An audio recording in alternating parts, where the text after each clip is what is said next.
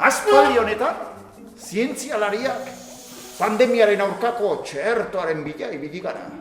Ematen du laizter denon eskura izango dugula, zorionez. Baina, nik beste txerto eraginkorrago bat oraindik topatu dut. Euskerak ere behar duelako eta denok txertatuta egon gaitezen berarekin. Denok erabili dezagun.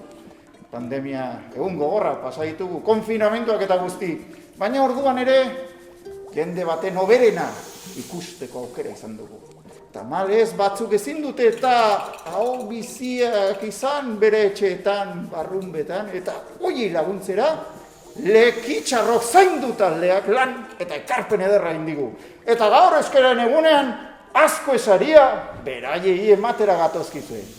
Eta beraz, hartu dezagun taldea, lekitxarrok zaindu taldea, eta eman dezaiegun ore guztiz, asko esaria.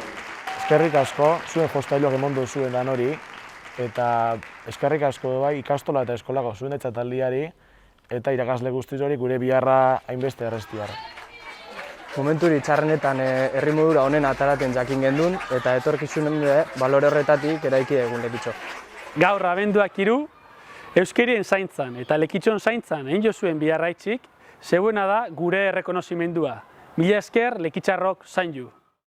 Eta zuei bitartean gogoratu egunen batean ere, ahoak biziagoak edukitzeko aukera izango dugu, eta orduan ere, euskeraz mintzatu gehiagokin gehiagora iristeko, leku guztietara iristeko. Bitartean, bizi euskararen eguna, egun guztietan!